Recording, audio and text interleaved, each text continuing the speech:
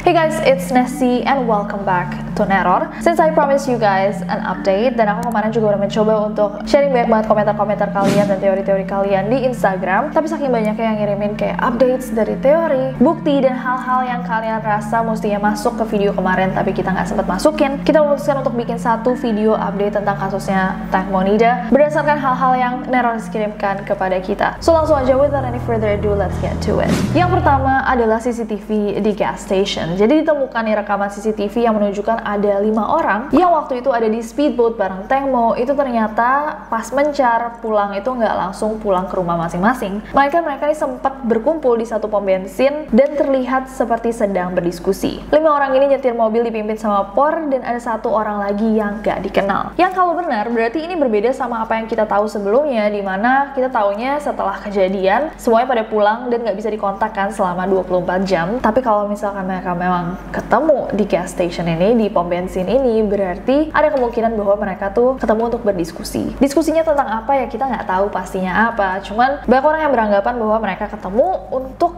menyamakan cerita.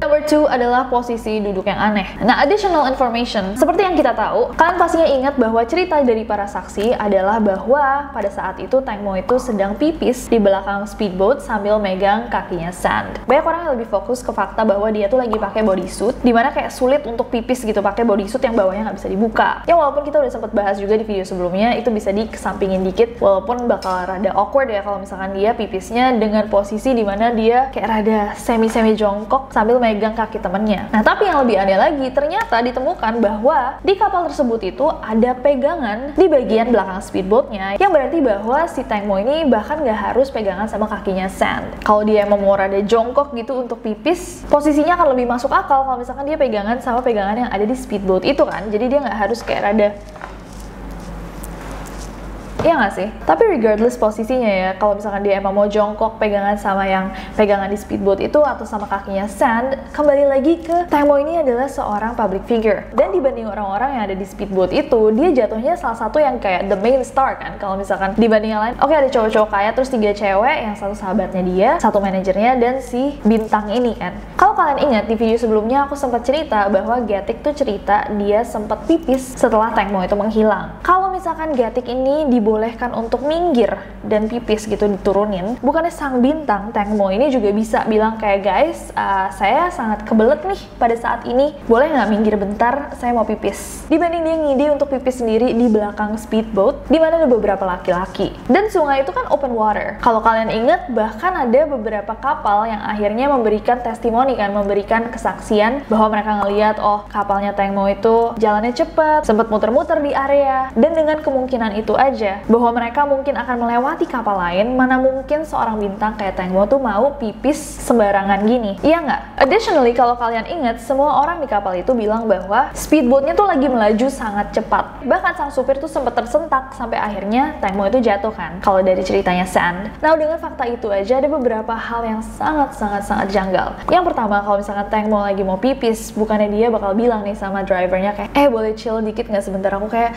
bener-bener harus pipis nih di belakang gitu kan. Nggak dia ide sendiri lagi di boat yang melaju cepat memutuskan untuk buang air kecil. Yang kedua, diceritakan juga nih sama Gatik bahwa dia tuh nggak mau pakai pelampung karena dia mau foto pakai bodysuitnya kan. Kalau dia mau foto pakai bodysuitnya, apakah mungkin dia memutuskan untuk pipis di open water, di perairan terbuka, di atas kapal yang melaju kencang? Bukannya ada kemungkinan dia mungkin kayak terciprat gitu sama pipisnya sendiri atau bahkan air yang ada di belakangnya. Dari video yang ada berdasarkan testimoni para saksi, kalian bisa ngelihat bahwa itu posisinya aneh banget. Just by looking at it, you can tell that it's a disaster waiting to happen. 3. Masih berhubungan sama kecepatan speedboat. Ada banyak dari kalian yang komen tentang luka yang ada di tubuhnya Tank Mo yang katanya dikarenakan propeller atau baling-baling dari speedboat tersebut. Nih kayak Vin komen, tambahan aja, jadi katanya ada ahli boat yang ngejelasin tentang orang-orang yang jatuh dari boat. Dia bilang kalau boat itu jalannya cepat, orang yang jatuh pasti tertinggal di belakang. Tapi kalau boat itu jalannya lambat, orang yang jatuh akan jatuh ke bawahnya boat dan amat sangat memungkinkan mereka terluka karena propeller. If the boat is going fast,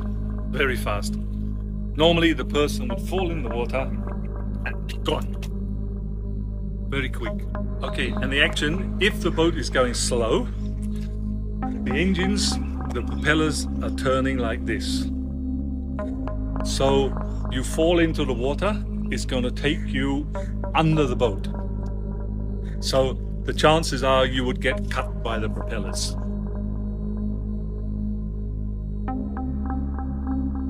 Nah, kayak tadi aku bilang, semua orang yang di kapal itu bilang bahwa Robert itu mengendarai speedboat itu dengan kecepatan penuh. Dan Teng Mo itu jatuh ke sungai yang kedalamannya sekitar 15-20 meter. Itu artinya bahwa hampir nggak mungkin nih Teng Mo punya luka sobekan karena propeller. Dan kemarin juga banyak yang point out bahwa luka akibat propeller itu sangat berbeda sama lukanya Teng Mo. Biasanya luka karena propeller itu ada beberapa sayatan, sementara di kasusnya Teng Mo ini cuma ada satu sobekan yang sangat dalam. By the way, kecepatan boatnya itu emang udah dikonfirmasi sama beberapa saksi. Selain kapal nelayan yang ngelihat kapalnya Teng Mo itu, ada juga beberapa remaja yang mancing di sungai itu ngelihat bahwa ada kapal yang melaju cepat banget di atas limit dan ngedrift dan berbelok tajam. Mereka bilang bahwa mereka ngelihat kapal itu muter 3 kali. Yang pertama tuh cepet banget, yang kedua lambat, itu kayaknya waktu mereka nyari Teng Mo, dan yang ketiga itu lambat sambil orang-orang di kapal itu teriak-teriak manggil Teng Mo. Nah, anak-anak remaja itu juga nambahin bahwa kapal itu sempat nanyain mereka kayak, kalian lihat ada orang nggak di sini? Dan dari kesaksian anak-anak remaja ini, mereka bilang dari kapal yang kita lihat itu nggak mungkin ada orang yang bisa pipis di belakangnya.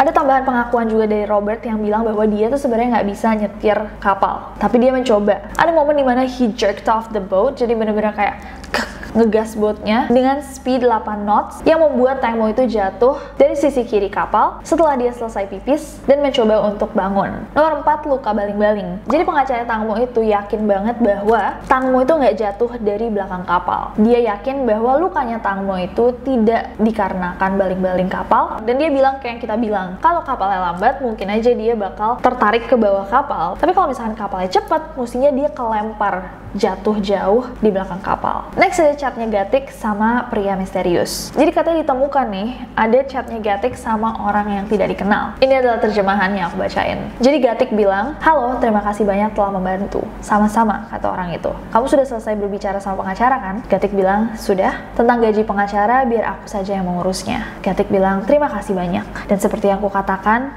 semua yang sebenarnya kepada pengacara. Lalu Gatik membalas, aku sudah memberitahunya semua. Tapi teman-temanku memaksaku. Aku tidak tahu harus membuat apa. Mereka ingin mengatakan sesuatu yang sama atau selaras. Itu salahku yang menerima pekerjaan seperti itu.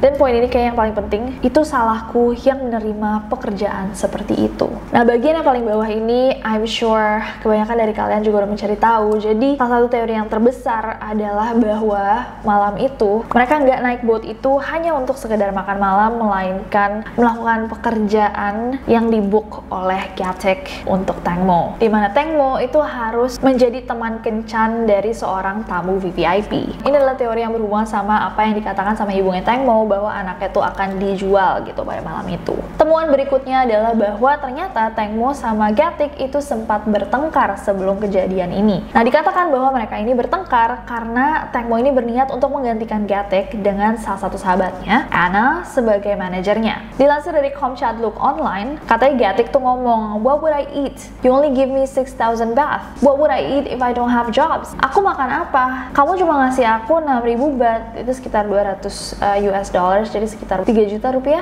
Aku makan apa kalau misalnya kamu nggak ngasih aku kerjaan? Terus Teng Mo bilang, you can work, kamu bisa kerja. You want me to pamper you for the rest of your life? Kau mau aku manja untuk seumur hidupmu? Gitu. Terus katanya mereka berantem besar gitu. Next adalah teori tambahan bahwa Teng Mo itu sempat diberikan obat-obatan. Jadi ada sebuah video nih yang diduga tuh menunjukkan momen dimana salah satu cowok yang ada di speedboat itu sedang bertransaksi narkotika yang mungkin akan diberikan kepada Teng Mo. Nah, tapi yang satu ini masih dugaan, belum ada kepastian dan belum terbukti kebenaran dari video tersebut. Next adalah CCTV Teng Mo dibuang. Ini adalah satu CCTV yang menggemparkan semua media sosial dan kita untuk 2 hari terakhir. Itu mencoba untuk mencari sumber dari CCTV ini. Basically ada sebuah rekaman CCTV yang tersebar di internet yang diduga merupakan rekaman di saat Tang Mo ini jatuh dari kapal. Nah, video ini rame banget di medsos di Indonesia. Terlebih ini karena ditayangkan di berita gitu. Tapi setelah didengerin sama editor Neror yang bisa bahasa Thailand, di berita itu pun dikatakan bahwa mereka belum yakin juga bahwa ini adalah CCTV asli dari kejadian. Jadi mereka juga menayangkan apa yang dirumorkan sebagai footage dari kejadian. Ada juga nih satu politisi bernama T yang bersaksi bahwa dia tuh punya footage asli pas Tang Mo dilempar ke air.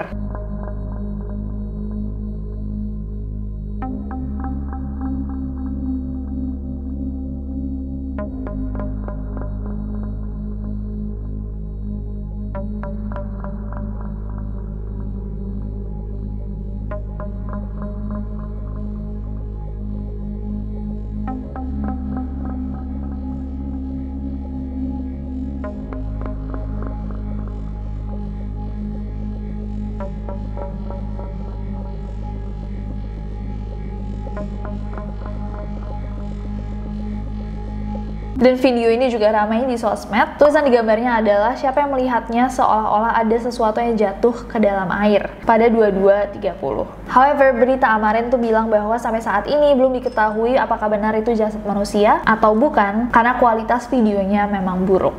Anucha, seseorang yang emang berada di sekitar lokasi, itu tidak melihat ada yang jatuh, tapi dia emang sempat ngedenger ada suara kaget dan suara ketawa perempuan dari speedboat itu. Next adalah kejanggalan atas speedboat yang berbeda. Orang-orang yang mencari keadilan untuk kasus Tang Mo ini sadar bahwa ada perbedaan antara speedboat yang ada di rekaman CCTV dengan yang ada di laporan berita atau boat yang digunakan untuk reka adegan. Kalau kalian lihat railings di jendela boatnya itu beda warnanya. Kalau kalian lihat dua foto ini, kalian bisa membedakan warna dan bentuk dari jendela yang ada di dua speedboat ini. Ditambah lagi orang-orang sadar bahwa boat yang dipakai Tang Mo itu ada stereo sistemnya, tapi speedboat yang buat reka adegan nggak ada. Next ada baling-baling yang berbeda.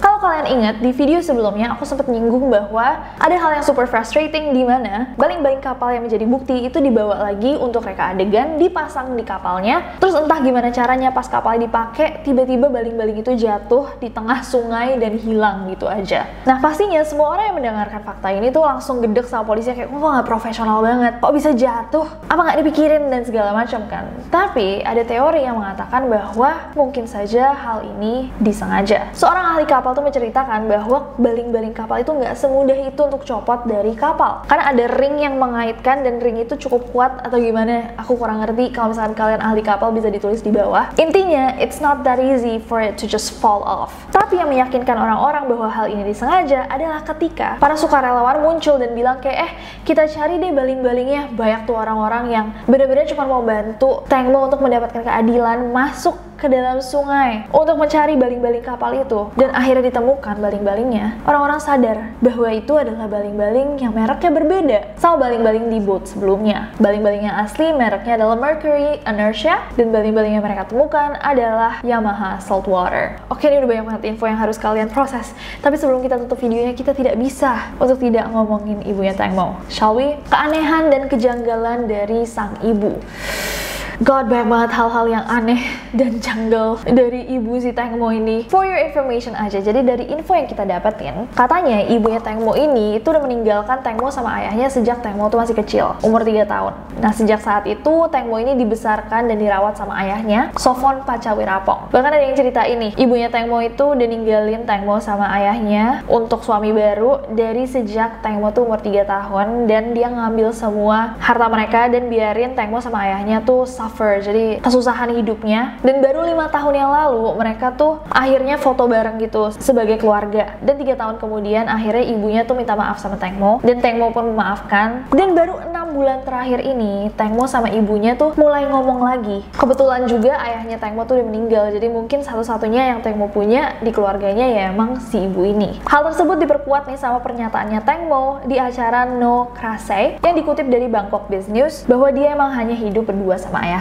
Dan mungkin beberapa dari kalian miss yang aku tulis di video sebelumnya. Jadi ibunya menerima kompensasi sebesar 30 juta baht. Jadi semua orang tuh geram dan gempar banget pas ibunya ini ini bilang bahwa kan ada 2 orang yang dinyatakan bersalah atas kelalaian ya, bukan dinyatakan bersalah atas pembunuhan Tang Mo, tapi kelalaian mereka yang akhirnya membuat Tang Mo meninggal, Paul sama Robert. Nah, terus mereka minta maaf. Nah, ibunya Tang Mo ini bilang bahwa oh ya, kayaknya saya maafin mereka kok, karena saya juga udah ditawarin 30 juta baht atau sekitar 13 M kompensasi untuk tidak melanjutkan kasusnya gitu. Dan yang lebih kayak dia sempat ngomong kayak, ya putri saya juga sudah meninggal, nggak ada yang bisa saya lakukan selain mengubur dia. Super fishy. Dan yang terakhir ini yang paling kayak ibunya Tang Mo ini ngomong ke pers, and I quote, ini bahasa Indonesianya, "Saya tidak peduli orang berbicara buruk tentang saya karena saya sudah terkenal. Ibu selebriti, jika anak saya tidak mati, saya tidak akan menjadi terkenal. Ketika kamu adalah ibu selebriti, kemanapun kamu pergi, orang mengenal kamu, minta foto. Udahlah, mereka bisa bilang hal-hal buruk, saya nggak peduli."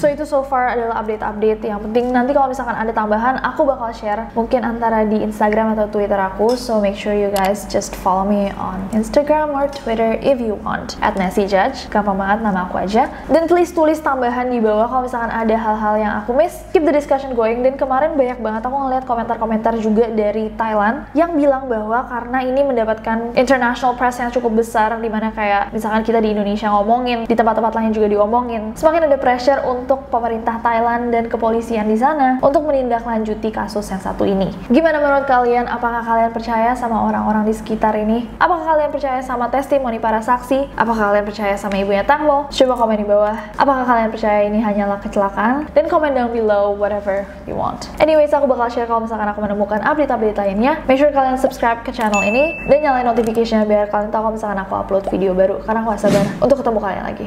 Bye-bye!